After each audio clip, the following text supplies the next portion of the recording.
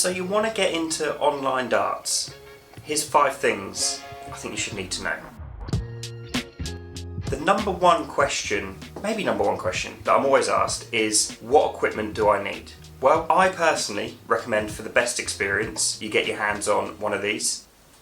A tripod and a webcam that you can put together, stick up and point at your board. These days you can get hold of tripods on Amazon and webcams through eBay for probably 15-20 quid and 10 to 15 quid here. If you go Temu, you can go very cheap. That gives you a really good bass and video quality for your opponent to see your board. Now, alternatively, if you don't want to do that, you can get the tripod, but you can also get one of these things. I'll put a link in the description. They're about £3 or £4. And simply, what this is a little clip that clips on to the back of your phone. You can see there's a little holder in there so you can screw it into your tripod, or you can carefully put it on the bottom of your phone like this and screw it into the top way. A little bit more risky, wobbles a little bit, but you can get it attached that way to your tripod, so you don't need a laptop if you're wanting to go and play on an app like Darts Counter. You can do it all through the application on the phone using this bit of kit here. Sticking to kit, number 2 is the software. What are the best apps to go and play online darts? Well, for me, right now today, I use 2 in the online leagues that I run and the tournaments that I run. That is Nakka and that is Darts Counter. Each of which have some pros and some cons, which I'm going to explore in a future video. So if you would like to learn more, I'll either put a link here if you're watching after the production, or be sure to hit the subscribe button so you're aware when that video comes out. But in a nutshell, Darts Counter is a really good application on the phone as well as the computer, where you can play online against friends, family, random people, and join publicly available tournaments. Nakka is a little bit more old school. It is, again, an online platform where you can arrange tournaments, you can arrange leagues, you can arrange one-to-one matches against opponents. It's a little bit more difficult to navigate, but it's a bit more sturdy, a bit more solid. You don't run into any issues at all. But as I said, a full review of the 2 will be coming up very soon. Number 3 is a question I do get asked, particularly in our Telegram chat, is, am I good enough to join an online darts league? I'm averaging around 30, 35, 40, whatever it may be. Am I good enough? The straight answer for me is yes, absolutely. You've got to start somewhere, and what's really good about particularly the leagues I run and other leagues that are available in the market is they do a ranking system.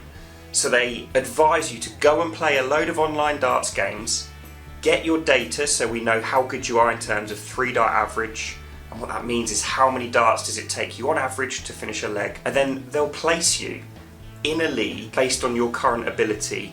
So you're playing against people that aren't going to blow you away, or you're not going to blow them away. You're going to be playing against people of a similar standard, of a similar ilk, so you get a really nice, close, competitive game of darts no matter what your level is. Now there is a caveat to that. You're going to be in a league and 1 or 2 players are going to get really better very quick, and you might run into them at the wrong time. But I would say holistically, what these online leagues are really good at is putting you and connecting you with people of a similar standard, with similar challenges, who are looking to get better, the best game in the world. Number 4 actually is while you're in the game, and these are some of the etiquettes to online darts. Now, every league you'll need to read their terms and conditions, but I think there are a few kind of staple diet bits of things that you need to be aware of when you're in the game. Let's head to the board now and I'll show you what some of them are.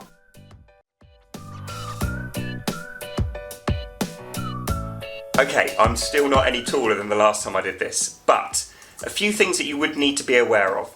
Firstly, typically you'll throw your darts into the board. So let's say we put 3 darts into the 20 bed here, and we've scored 60. So what you would typically have as an etiquette is you would need to have your microphone on during the game. You would say to your opponent 60, and then you would retrieve your darts and pop your score in.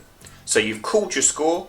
They've, if they want to, are quickly verifying that on the screen that they're watching, and then you're popping your score in. The second piece of what's known as pretty good etiquette is giving your opponent visibility when you're in the scoring phase. Let me give you an example.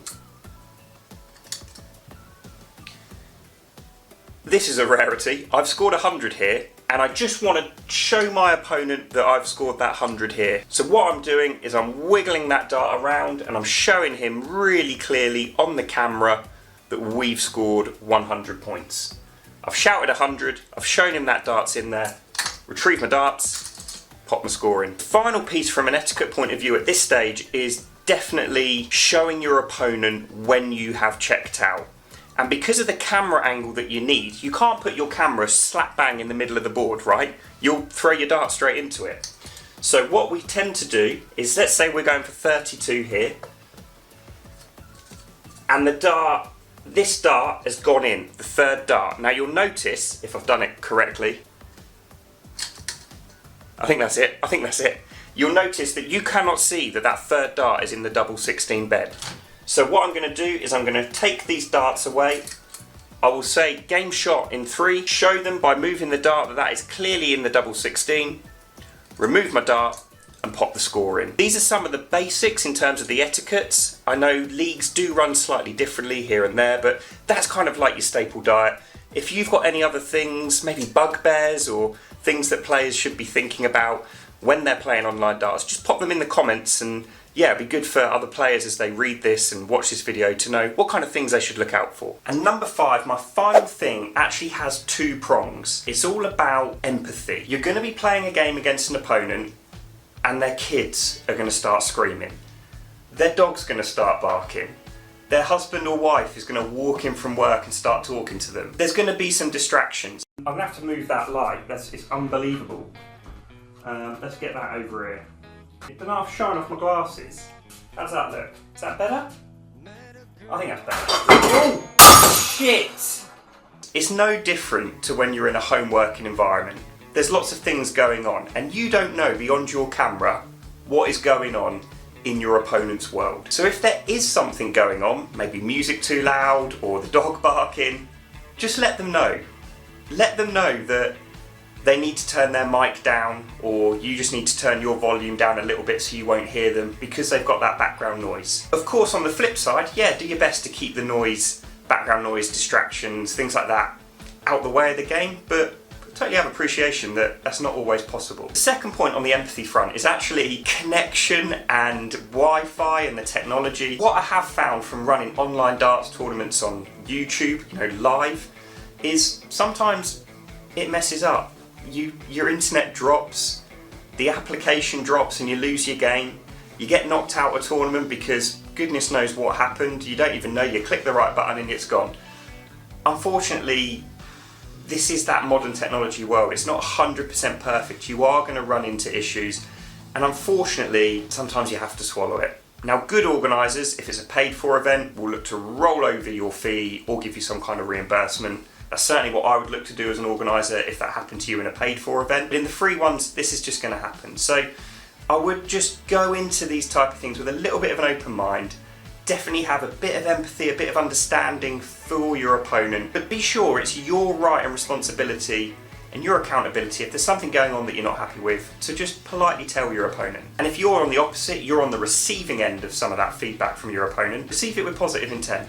They just want to have a good game, you just want to have a good game, and between you can get those kind of things sorted. So that wraps up my 5 things that you need to know about online darts before picking up a camera, picking up a phone, picking up some darts of course, getting out there in some of the best darting communities that are in the market right now, which are online. If you enjoyed that video, look out for many more where I'm going to be comparing some of those darting communities. I'm going to be looking at things like Nakka, Darts Counter, some of the other applications that are out there that you can use to play darts. Hope you enjoyed that video. If you've got anything else that you think watchers of this video, if you've got a bit of experience, would benefit from knowing, pop it in the comments. Let's have a little library of insight and information and knowledge share on getting out there and playing online darts. And as I always say when I sign off my videos, please, as ever, be sure to take care, look after yourself, and I'll see you in the next one.